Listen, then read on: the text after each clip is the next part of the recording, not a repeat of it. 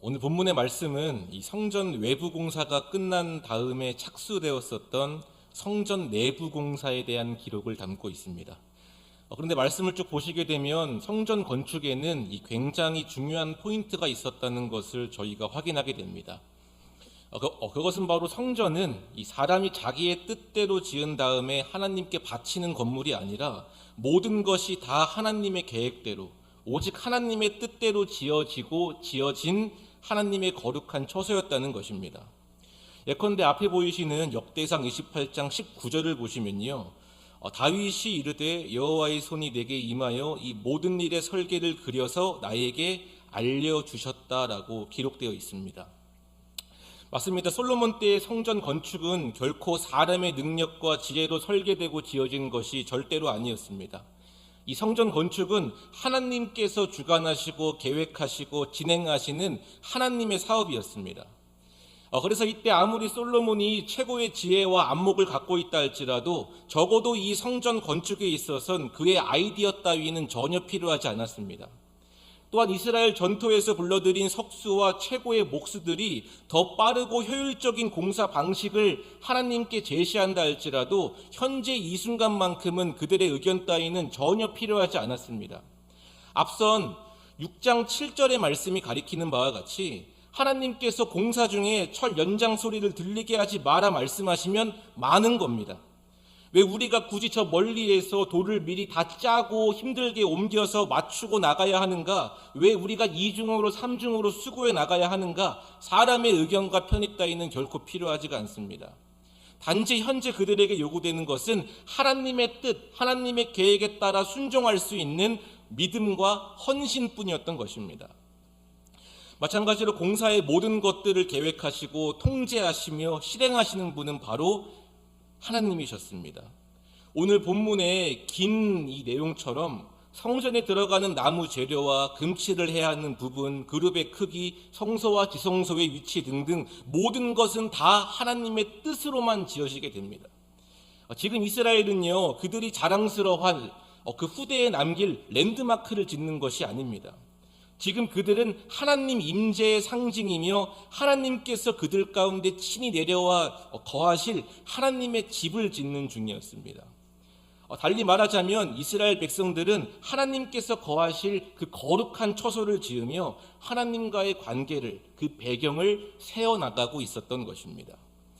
그러므로 하나님께서도 이 기회를 통해서 솔로몬을 비롯한 이스라엘 백성들에게 놀라운 믿음의 교훈을 전달하고자 하십니다.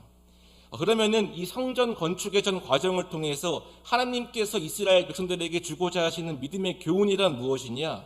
그것은 바로 주의 백성들은 오직 하나님의 뜻을 따라서만 살아야 한다는 것입니다. 사람은 하나님을 영화롭게 하기 위해서 지음받은 존재입니다. 우리의 본향은 하늘에 있고요, 우리의 진정한 시민권 또한 저기 저 위에 하늘 시민권에 있습니다.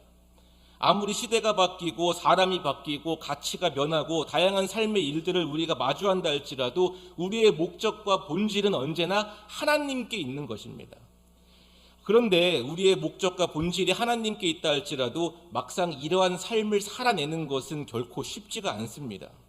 믿음 생활은 어쩌면 이 제대로 하고자 하면 할수록 더 어려워지는 것만 같습니다. 지금도 다니고 있는 악한 영의 세력들은 여전히 우리의 마음을 건드리고 유혹하며 우리가 하나님의 뜻대로 세워져 가는 것을 방해하려 하기 때문입니다. 과거 이스라엘 백성들이 계속해서 믿음의 실패를 경험해 왔던 것처럼 우리가 우리의 인생의 주인이 하나님이신지 아니면 나인지를 계속해서 죄의 유혹으로 우리의 욕심으로 헷갈리게 만드는 것입니다. 그러므로 이때 이스라엘 백성들에게는 그들의 삶을 결정지을, 그들의 방향성을 결정지어야 할 믿음의 교훈이 절실하게 필요했습니다.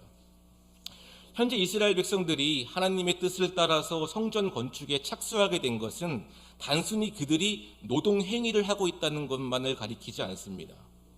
하나님께서 그들에게 제시하시고 실행하게 하신 이 성전 건축의 모든 과정과 모든 계획 속에는 노동행위 이전에 하나님께서 그들에게 알려주시고 그들로 하여금 체득시키고자 하시는 하나님 나라만의 방식이 담겨 있습니다.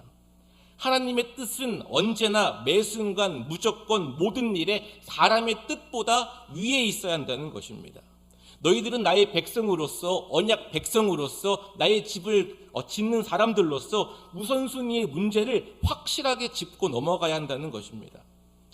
예컨대 역사의 내용으로 볼 때 이스라엘 민족들이 가장 강할 때가 언제였습니까? 이것은 그것들이 하나님의 뜻에 이것은 그 이스라엘 민족들이 하나님의 뜻에 온전히 순종할 때 이스라엘은 가장 강했었습니다.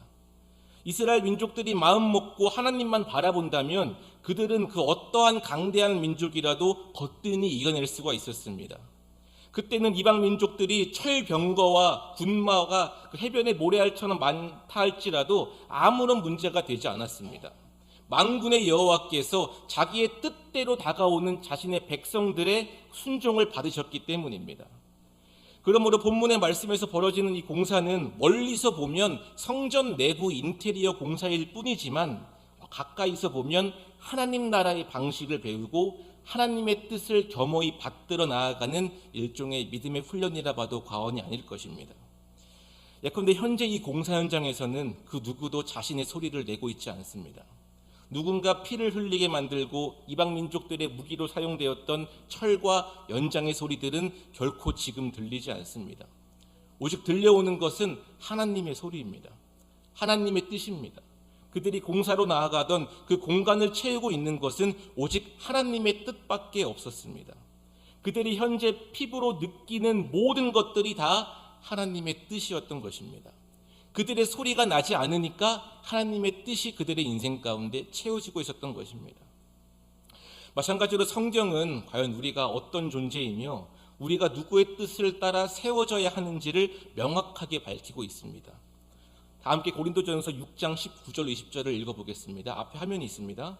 함께 말씀 읽어보시겠습니다. 시작. 너희 몸은 너희가 하나님께로부터 받은 바 너희 가운데 계신 성령의 전인 줄을 알지 못하느냐. 너희는 너희 자신의 것이 아니라 값으로 산 것이 되었으니 그런즉 너희 몸으로 하나님께 영광을 돌리라. 아멘. 방금 말씀처럼 우리의 몸은 하나님께로부터 받은 성령의 전입니다. 혹시라도 누군가가 우리의 인생을 가리켜 비하하고 폄하한다 할지라도 우리들은 우리가 아는 바 이상으로 굉장히 소중하고 존귀한 존재입니다. 설령 이스라엘 왕들의 보물창고가 열린다 할지라도 결코 우리 존재의 소중함과는 비교할 수가 없습니다. 애초부터 우리들은 하나님의 소유가 된 하나님의 뜻대로 지음받은 하나님의 거룩한 전이기 때문입니다. 과거 하나님이 성전 가운데 임재하셔서 당신의 백성들과 함께 하셨더라면 이제는 우리의 몸 자체가, 우리의 삶 자체가 하나님께서 임하시고 거하시는 아주 거룩하고 존귀한 장소가 되었습니다. 하나님은 어딘가 숨어 계셔서 우리가 찾아내야만 하는 분이 아니십니다. 또한 하나님께서는 우리의 인지 너머에서 침묵으로 일관하시는 분도 절대로 아니십니다. 애초부터 하나님께서는 우리를 하나님께서 거하실 거룩한 초소로 설계하셨습니다. 과거 솔로몬 때 그 성전과 마찬가지로 우리의 몸 자체가 하나님의 임재를 체험하는 하나님과의 교제를 만들어 나아가는 거룩한 장소가 되었다는 것입니다. 여러분, 그렇다면 하나님의 전으로 택함받고 부름받은 우리들은 과연 우리의 인생을 누구의 뜻으로 채워나가야 할까요? 맞습니다. 우리는 우리의 인생을 오직 하나님의 뜻으로만 채워나가야 합니다. 우리에게 있는 육신의 안목, 이생의 자랑 따위는 결코 우리의 목적이자 본질 될 수 없습니다. 성경 말씀의 교훈처럼 수많은 사람들이 그렇게 바라고 원하는 부와 명예와 영광들은 결국에는 다 사라지게 될 것들입니다. 솔로몬이 모든 영광으로 입은 아주 멋지고 귀한 옷이라 할지라도 결국에는 길가에 핀 꽃 하나만큼 되지 못했습니다. 하나님께서 돌보시는 것들에게는 모든 것들을 초월하는 존귀한 가치가 있는 것입니다. 마찬가지로 저희들에게는 이미 영원의 차원에서 빛나고 있는 가장 소중한 보물들이 이미 우리 안에 주어지게 되었습니다. 우리에게 영생을 헌사하신 주님께서는요, 마지막 날에 우리가 택해야 할 최고의 보물이 되어주십니다. 우리는 결국에 하나님의 뜻을 따라서 세워져 나가야 하는 하나님 중심의 삶을 회복해내야만 합니다. 우리의 본향은, 우리가 끝내 가야 할 그곳은 지금 이 생이 아니라 하늘 아버지가 계신 영생의 나라이기 때문입니다. 다시 말씀으로 돌아오자면 15절 성전 내부는 최고급 자재인 백향목과 내구성이 좋은 잣나무 널판이 사용되었다고 합니다. 그리고 17절 내부는 내소인 지성소와 외소인 성소로 구분되었습니다. 이때 지성소와 성소는 이 성전에서 가장 중요한 장소가 되었기 때문에 20절과 21절의 말씀처럼 정금으로 그냥 도배가 되었고요. 지성소 안에는 23절로 28절의 말씀처럼 이 감람나무로 만들어 금을 입힌 거대한 두 그룹들이 세워져서 하나님의 크고 위대하심을 상징케 했습니다. 또한 솔로몬은 29절로 38절의 말씀처럼 성소와 지성소를 나누는 문을 만들었고요. 그룹들을 만들어서 하나님의 놀라운 공의와 위엄을 상징케 만들었습니다. 또한 거기에 새겨진 종려와 핀꽃 성상을 아로새겨서 하나님의 아름다우심과 크신 영광을 드러내 보이게 만들었습니다. 이처럼 성전 공사는 이 겉모습보다 내부 공사가 훨씬 더 중요하고 복잡하고 어려웠습니다. 성전의 핵심은 외형이 아니라 성전 내부, 즉 지성소에 있었기 때문입니다. 성전의 핵심은 오직 하나님의 임재에 있습니다. 성전은 하나님의 임재를 체험하고 하나님께 내가 영광을 돌리며 하나님의 그 뜻을 받들기 위한 그 목적 하나를 위해서만 세워졌다는 것입니다. 그래서 본문에 나온 이 성전 내부 공사가 굉장히 어렵고 굉장히 중요한 것입니다. 이것이야말로 성전의 목적되기 때문입니다. 마찬가지로 우리의 몸이 거룩한 성령의 전이라면요, 우리들은 성전답게 살아야 합니다. 성전의 핵심 기능이 하나님의 임재에 있다는 것이 무엇입니까? 하나님을 만나고 하나님과 교제하는 것, 하나님의 뜻으로 내가 살아가는 것이 우리 인생의 본질이라는 것입니다.